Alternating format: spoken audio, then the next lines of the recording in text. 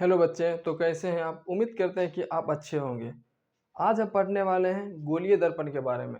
आज का टॉपिक हमारा होने वाला है गोलीय दर्पण। चलिए आज का टॉपिक लिखिए। ये हमारा हो गया गोलीय दर्पण। ये हमारा क्या हो गया? गोलीय दर्पण। अब गोलीय दर्पण किसे कहते हैं, कैसा होता है, इसके बारे में पहले जानते हैं। गोलीय दर्पण वैसे दर्पण को कहते हैं जिसका परावर्तक सतह किसी खोखले गोले का एक भाग हो। किसी खोखले गोले का एक भाग हो। पहले लिख देते हैं, उसके बाद इसका चित्र समझेंगे। गोलीय दर्पण वैसे दर्पण को कहते हैं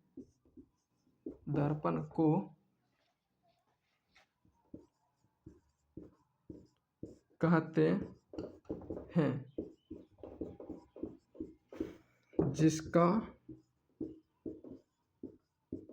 परावर्तक सतह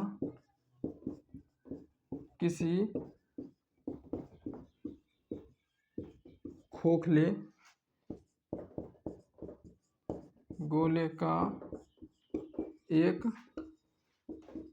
भाग हो, उसे गोलीय दर्पण कहते हैं। ये हमारा क्या हो गया? इसका परिभाषा हो गया। अब इसका थोड़ा चित्र देख लेते हैं। ये हो गया इसका चित्र। ये हमारा हो गया है कलई बाहर की ओर, और ये हमारा हो गया कलई। अब देखिए, ये वाला जो है ना बाहर की ओर, ये हमारा कलई है, और ये वाला जो है ये हमारा कलई है। ऊपर वाला जो चिकनी सतह है उसको हम बोलते हैं परावर्तक पृष्ठ। अब यहाँ देखिए क्या लिखे हम? गोलीय दर्पण वैसे दर्पण को कहते हैं जिसका परावर्तक सतह किसी खोखले गोले का एक भाग हो। ये पूरा खोखला है। इसका जो आधा भाग होगा, यानी कि यहाँ और यहाँ दो भाग इसमें है। ये वाला अलग भाग है, ये वाला यहाँ से यहाँ तक अलग भाग है, और ये वाला यहाँ से ये वाला जो है ना इधर अलग है और इधर अलग है। हाँ, इसके इसके इधर ये अलग है, इसके इधर ये अलग है। इसमें दो भाग हैं। अब दो भाग कैसे है आगे हम जानेंगे। दो भाग कौन कौन सा दो भाग है। सबसे पहले हम यह समझते हैं गोलीय दर्पण होता क्या है। गोलीय दर्पण वैसे दर्पण को कहते हैं जिसका परावर्तक सतह किसी खोखले गोले का एक भाग हो। ये पूरा क्या है? खोखला गोला है। ये हमारा क्या है? पूरा खोखला गोला। और ये दोनों में से किसी एक विभाग होगा ना हमारे पास, उसको हम बोलेंगे गोलीय दर्पण। क्या बोलेंगे? गोलीय दर्पण। ये हमारा है पूरा खोखला इसके अंदर, और ये जो है इसका भाग अलग है और इसका भाग अलग है। इसको मिटाकर हम अलग अलग दिखा देते हैं आपको। ऐसे है,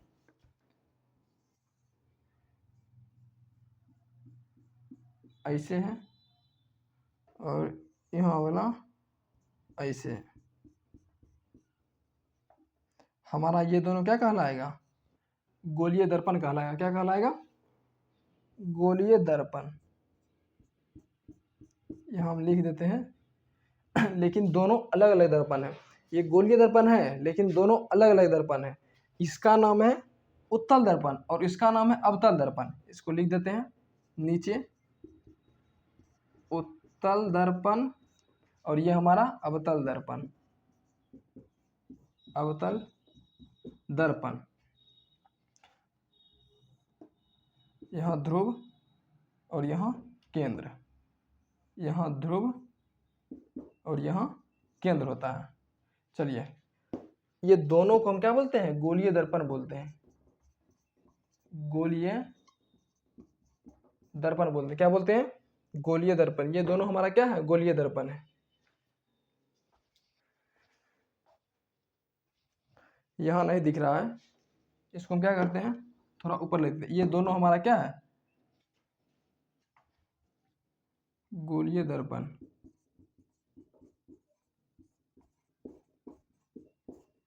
ये भी है और ये भी, ये दोनों हमारा है गोलीय दर्पण। चलिए यहाँ तक लिख लीजिए।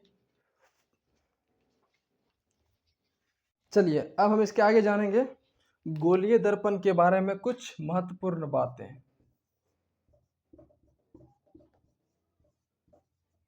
गोलीय दर्पण के बारे में कुछ महत्वपूर्ण बातें।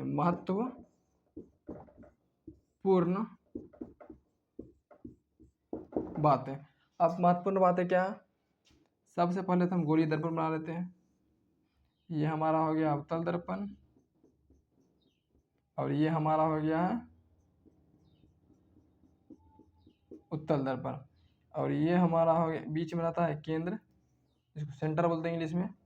ये हमारा हो गया केंद्र, इसको हम सी से लिखते हैं। यहाँ एक ध्रुव हो जाता है जिसको हम पी से लिखते हैं। यहाँ भी ध्रुव हो जाता है जिसको हम पी से लिखते हैं। अब ये हमारा जो लाइन दिख रहा है इसको बोलते हैं मुख्य अक्ष या प्रधान अक्ष या प्रधान अक्ष। चलिए ये हो गया हमारा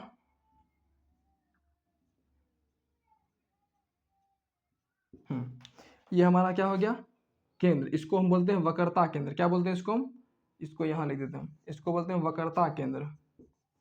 वक्रता केंद्र इसको क्या बोलते हैं हम? वक्रता केंद्र। उसके बाद यहाँ से यहाँ तक आर होता है, यहाँ से यहाँ तक क्या होता है आर, जिसको हम बोलते हैं त्रिज्या। क्या बोलते हैं? त्रिज्या। यहाँ से यहाँ तक त्रिज्या, इसको हम वक्रता त्रिज्या भी बोलते हैं। क्या बोलते हैं?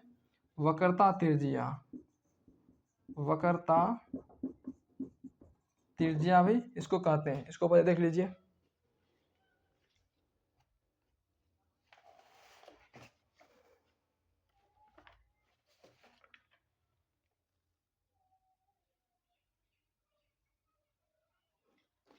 इसको यहाँ से यहाँ तक वक्रता त्रिज्या, यहाँ से यहाँ तक वक्रता त्रिज्या। अब देखिए यहाँ भी ध्रुव है, यहाँ भी ध्रुव है। इसके बारे में हम आगे जानेंगे कैसे होता है ध्रुव। इसको मिटा रहे हैं। चलिए अब हम जानेंगे मध्य बिंदु किसे कहते हैं। सबसे पहले हम यहाँ चित्र बना लेते हैं। ये हमारा हो गया वक्रता केंद्र और ये वाला हमारा क्या हो गया? मुख्य अक्ष या प्रधान अक्ष। मुख्य अक्ष या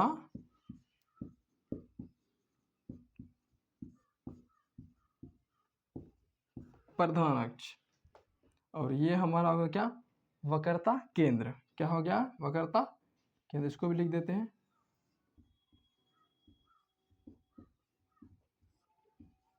वक्रता केंद्र जिसको हम सेंटर कहते हैं, इसको सी से लिखते हैं।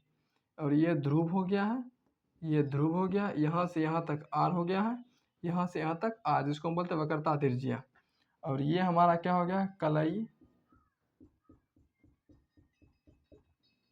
और ये भी हमारा क्या हो गया? कलई। अब इसे पूरा हमारा क्या हो गया है? गोलीय दर्पण। क्या हो गया है? गोलीय दर्पण हो गया है हमारा। क्या हो गया हमारा?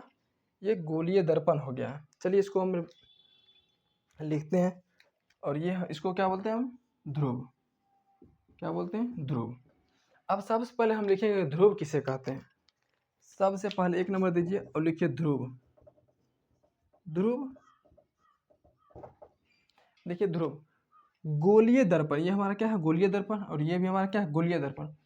गोलीय दर्पण के मध्य बिंदु को ध्रुव कहते हैं। ये गोलीय दर्पण है और इसके बीच में देखिए यानी कि मध्य में ये क्या आता है? ध्रुव। तो लिख दीजिए गोलीय दर्पण के मध्य बिंदु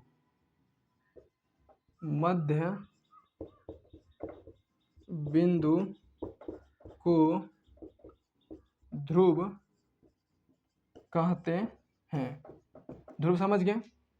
गोलीय दर्पण के मध्य बिंदु को क्या कहते हैं? ध्रुव कहते हैं। अब आइए इसके बाद वक्रता केंद्र आते हैं। वक्रता केंद्र,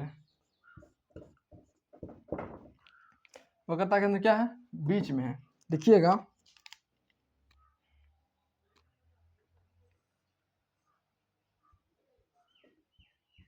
गोलीय दर्पण के बारे में हम समझ चुके हैं। क्या बहुत जितना इसका नाम लिखते हैं वो सब क्या हुआ, हम समझ चुके हैं। इसका ध्रुव भी समझ गए हैं। अब हम समझने वाले हैं इसका वक्रता केंद्र। ये तो हमको पता चल चुका है, बीच में होता है केंद्र, यानी जिसको सेंटर बोलते हैं। अब बात है वक्रता केंद्र कहते किसको? अगर कोई परिभाषा पूछ लेगा हमसे, हम क्या बोलेंगे? तो इसके बारे में क्या करेंगे, अभी हम लिखेंगे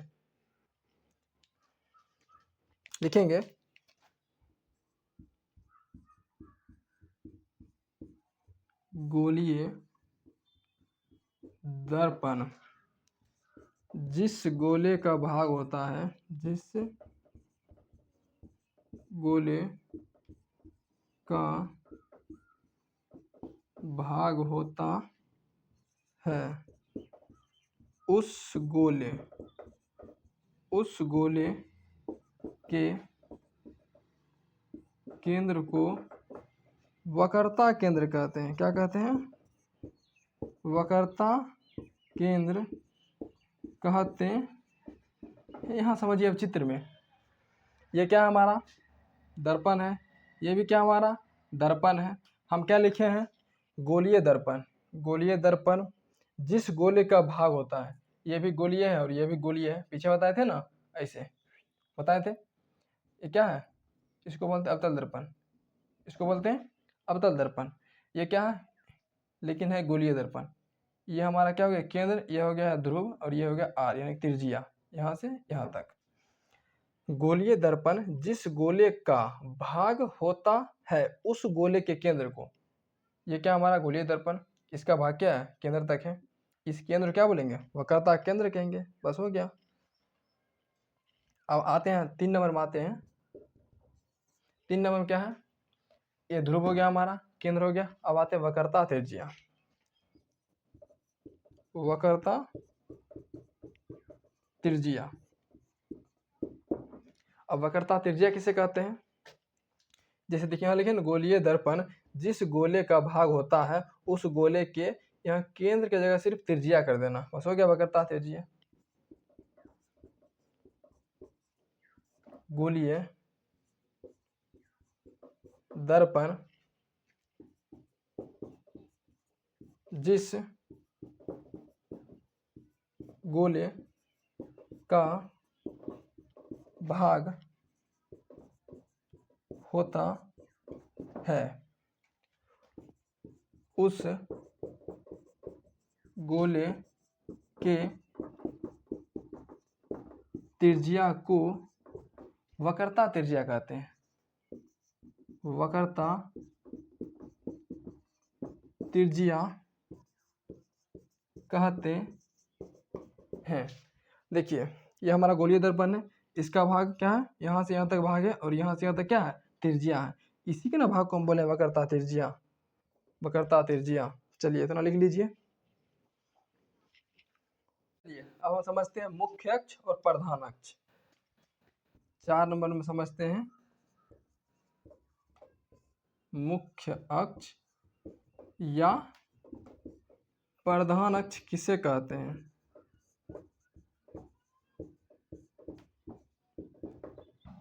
सबसे पहले देखिए, ये हमारा ध्रुव है और ये हमारा केंद्र है।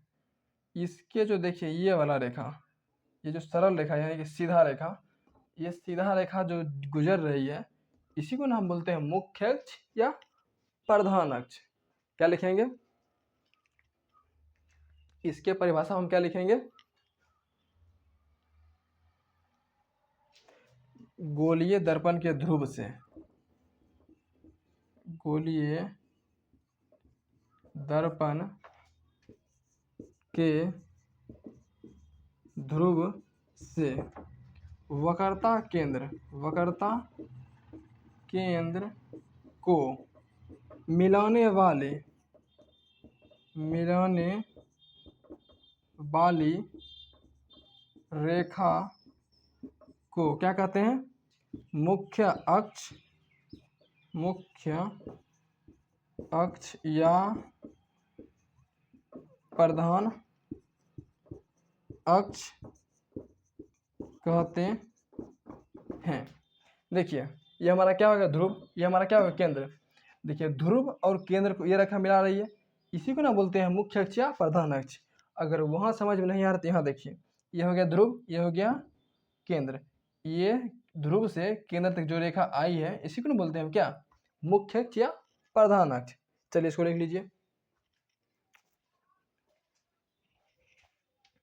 चलिए अब हम पढ़ेंगे गोलीय दर्पण के प्रकार।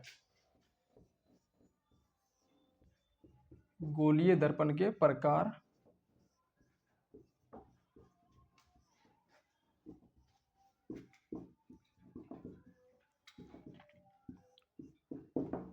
गोलीय दर्पण हमारा दो प्रकार के। गोलीय दर्पण हमारा दो प्रकार के। पहला अवतल, दूसरा उत्तल। पहला है अवतल दर्पण,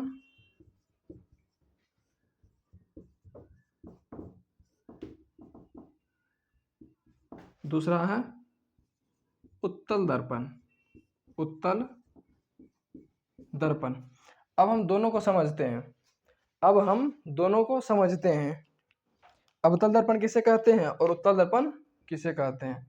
सबसे पहले हम देखते हैं अवतल दर्पण।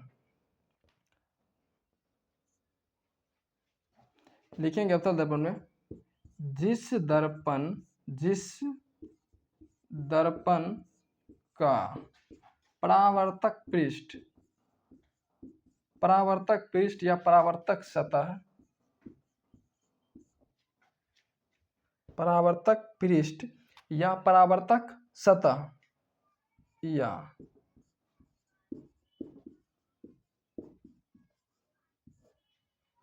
वर्तक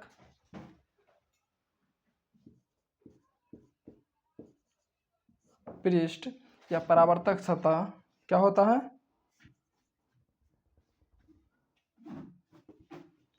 धंसा हुआ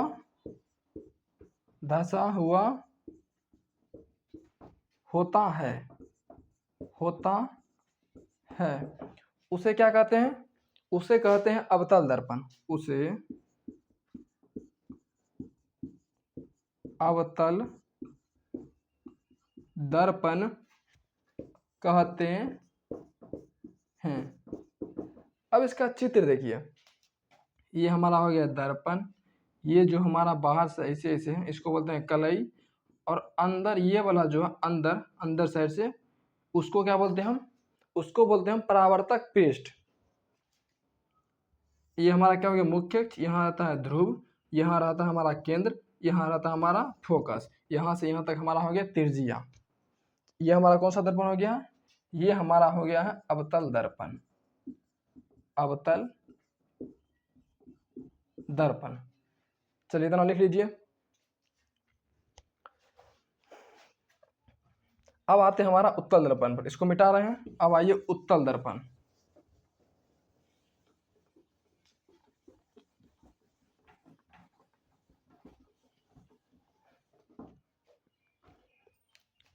अब 2 नंबर क्या है हमारा? उत्तल दर्पण। उत्तल दर्पण 2 नंबर क्या है हमारा? उत्तल दर्पण।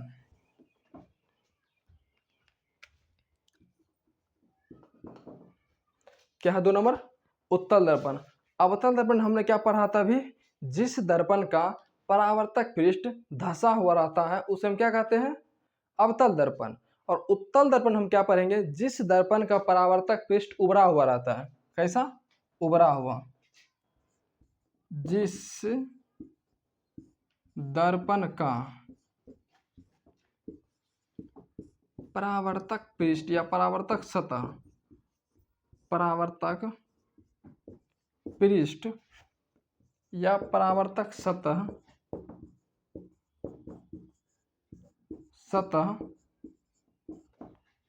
उभरा हुआ रहता है। उभरा हुआ रहता है उसे उत्तल दर्पण कहते हैं। उसे उत्तल उत्तल दर्पण कहते हैं। अब इसको चित्र समझिए। अब जो है इसका चित्र समझते हैं। ये हमारा हो गया क्या, अंदर की ओर कलई और बाहर की ओर परावर्तक पृष्ठ। देखिए जो परावर्तक पृष्ठ है ये क्या उभरा हुआ है, और अवतल कैसे था, ये अवतल था, और इसका क्या परावर्तक पृष्ठ अंदर से देखिए धंसा हुआ है, और इसका क्या है परावर्तक पृष्ठ उभरा हुआ है। तो ये हमारा हो गया उत्तल दर्पण। क्या हो गया हमारा ये उत्तल दर्पण। अब ये हमारा क्या हो गया है ध्रुव, यहाँ हो गया है फोकस, यहाँ हो गया है केंद्र, और ये जो बाहर है कलई, ये वाला जो है कलई, हाँ हाँ, ये जो है हमारा ये कलई हो गया, और जो बाहर साइड से इसको क्या बोलते हैं परावर्तक पृष्ठ। क्या बोलते हैं परावर्तक पृष्ठ। जो चिकनी सतह है, चिकनी सतह को हम बोलते हैं परावर्तक पृष्ठ। यहाँ लिख दीजिए ये उत्तल दर्पण है, उत्तल दर्पण। चलिए इसको लिखिए। चलिए अब हम आगे पढ़ने वाले हैं अवतल दर्पण और उत्तल दर्पण में अंतर, अवतल दर्पण और उत्तल दर्पण का उपयोग, ये दोनों पढ़ने वाले हैं। सबसे पहले हम पढ़ते हैं अवतल दर्पण और उत्तल दर्पण। उत्तल दर्पण में अंतर, इधर हो जाएगा हमारा अवतल दर्पण,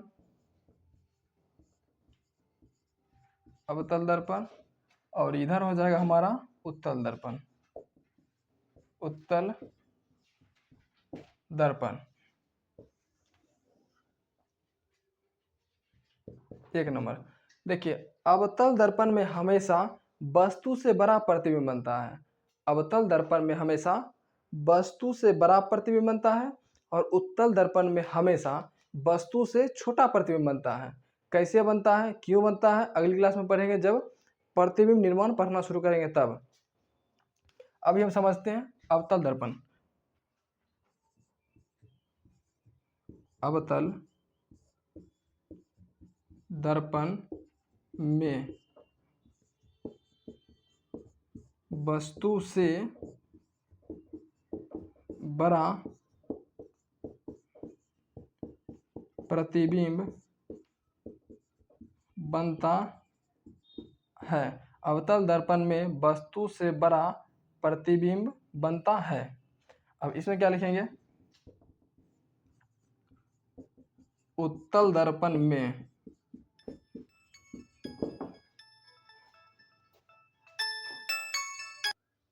चलिए उत्तल दर्पण में क्या होता है, वस्तु से छोटा हमेशा प्रतिबिंब बनता है। वस्तु से छोटा प्रतिबिंब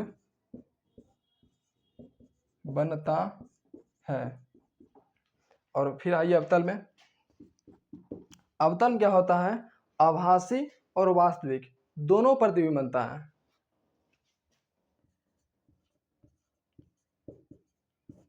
अवतल दर्पण में आभासी और वास्तविक दोनों प्रतिबिंब बनता है। अवतल दर्पण में आभासी और वास्तविक दोनों प्रतिबिंब बनता है, जबकि उत्तल दर्पण में हमेशा कैसा बनता है, आभासी प्रतिबिंब। उत्तल दर्पण में हमेशा आभासी प्रतिबिंब बनता है। आभासी प्रतिबिंब बनता है। यह हो गया दोनों का अंतर। ये हमारा हो गया अंतर। और भी अंतर है, इतना ही काफ़ी है। ये हो गया हमारा दो अंतर, अवतल और उत्तल के लिए दो अंतर। अब आभासी प्रतिबिंब वास्तविक प्रतिबिंब, इसमें दोनों कैसे बनता है और इसमें सिर्फ आभासी कैसे बनता है, इसकी चर्चा हम अगली क्लास में करेंगे। इसको लिखिए, इसके बाद हम इसका उपयोग करेंगे। चलिए अब हम इसके आगे पढ़ेंगे अवतल दर्पण और उत्तल दर्पण का उपयोग। अवतल दर्पण और उत्तल दर्पण का उपयोग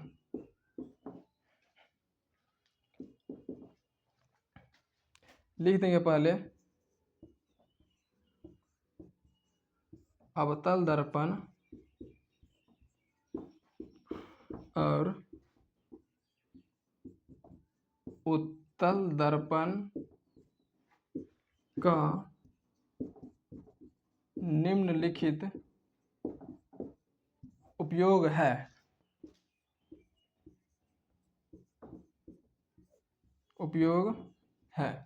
इधर दे देते हैं हम अवतल दर्पण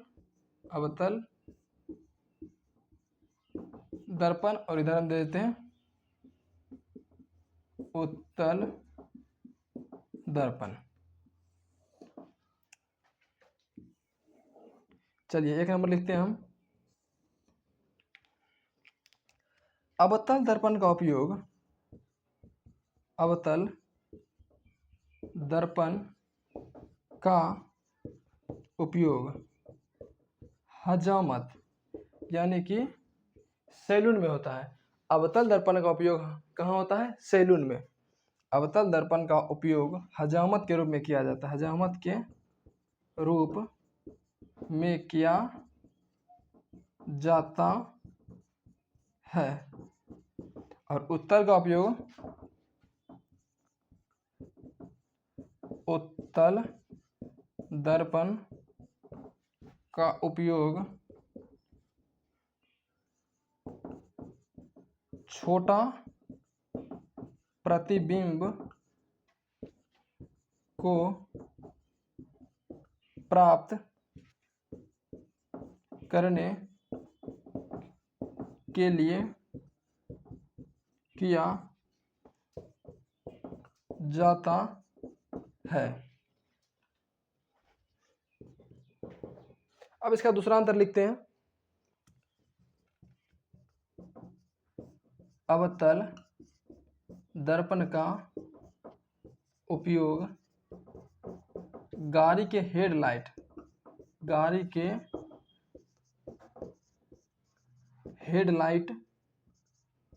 में किया जाता है। अब इसका लिखिए उत्तल दर्पण का